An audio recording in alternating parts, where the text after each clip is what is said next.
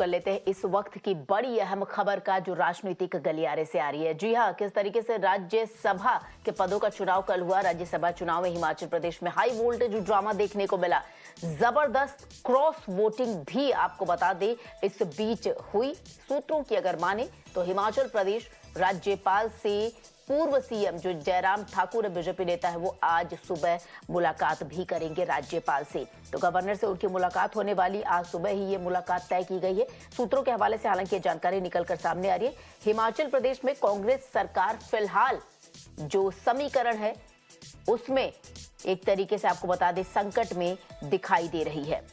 तो हिमाचल के मुख्यमंत्री सुक्खू को पद से हटाने की कोशिश भी की जा रही है। हालांकि सूत्रों की अगर माने तो जयराम ठाकुर सुबह राज्यपाल जो गवर्नर है हिमाचल के, उनसे उनकी मुलाकात संभावित है।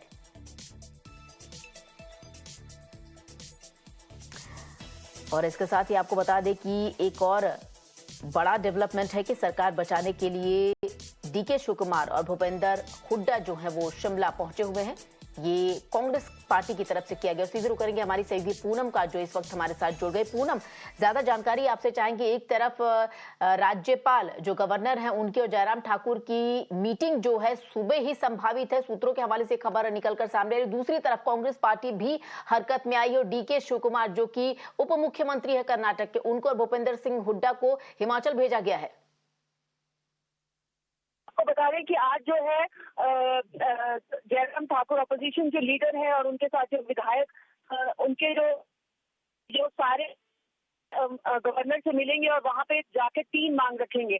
उनका साफ तौर पे कहना है या तो फ्लो टेस्ट हो या फिर कट मोशन।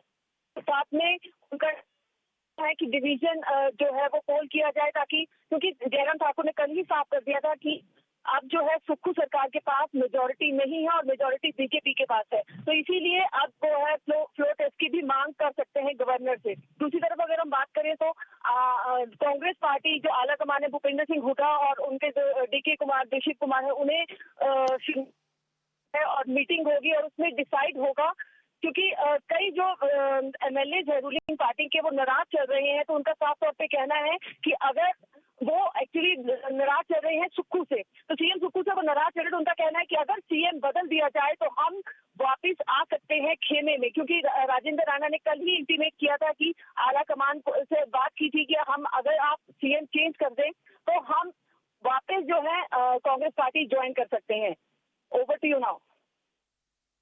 जी बिल्कुल पूनम, आपका बहुत बहुत शुक्रिया इन तमाम जानकारी के लिए। तो सीएम सुक्खू से कुछ विधायक परेशान चल रहे थे और नाराज भी चल रहे थे, जिसका असर आपको बता दें क्रॉस वोटिंग में जमकर दिखाई दिया। हालांकि हिमाचल प्रदेश में ये तस्वीरें जो है संभावित नहीं थी। राज्यसभा का ये जो चुनाव हुआ, बहरहाल आपको बता दें एक तरफ सुक्खू सरकार जो है वो संकट में घिरी हुई दिखाई दे रही, दूसरी तरफ कांग्रेस पार्टी भी पूरी तरीके से हरकत में आई है और ऑब्जर्वर के तौर पर डीके शिवकुमार जो कर्नाटक के उप मुख्यमंत्री हैं उनको भेजा गया है, साथ ही साथ भूपेंद्र हुड्डा को भेजा गया है। बहरहाल कल जो कुछ भी हाई वोल्टेज ड्रामा हुआ उसके बाद क्या कुछ प्रतिक्रिया है, कुछ राजनीतिक प्रतिक्रियाओं पर एक नजर। जब 34 आदमी हमारे पास खड़े हैं, अब जिस प्रकार का दृष्टिकोण रखना चाहते हैं, अभी तो सेशन चल रहा है ना, तो जब सेशन चलेगा तो उस समय देखेंगे। क्योंकि राज्यसभा में एक बात याद रखना, राज्यसभा की जो बात है, उन जो गे है उसमें से कई लोग, उनके परिवार के लोग उनसे पूछ रहे कि आपने ऐसा क्यों किया। जब उनके घर वाले पूछ रहे तो उसमें सोच सकता कई लोग अभी घर वापसी की तरफ ही सोचे। एक बात उन 9 एमएलए को भी धन्यवाद देना चाहता हूं, जिसमें से 9 के 9 कल रात तक हमारे साथ बैठे थे, खाना खाया था, जलपान किया था, फोटोज ली थी। उसके पहले जो बार बार हमसे मिले थे, मुझसे ही नहीं, मुख्यमंत्री जी से ही नहीं, लेकिन सब एमएलए से कई आश्वासन दिए थे और जिनमें से 3 आज हमारे साथ नाश्ता करके निकले थे। उनको भी मैं धन्यवाद देना चाहता हूं, क्योंकि उनसे हमको कुछ शिक्षा मिली है, कम से कम मुझे निजी रूप से शिक्षा मिली है। सही बात होगी हमारी।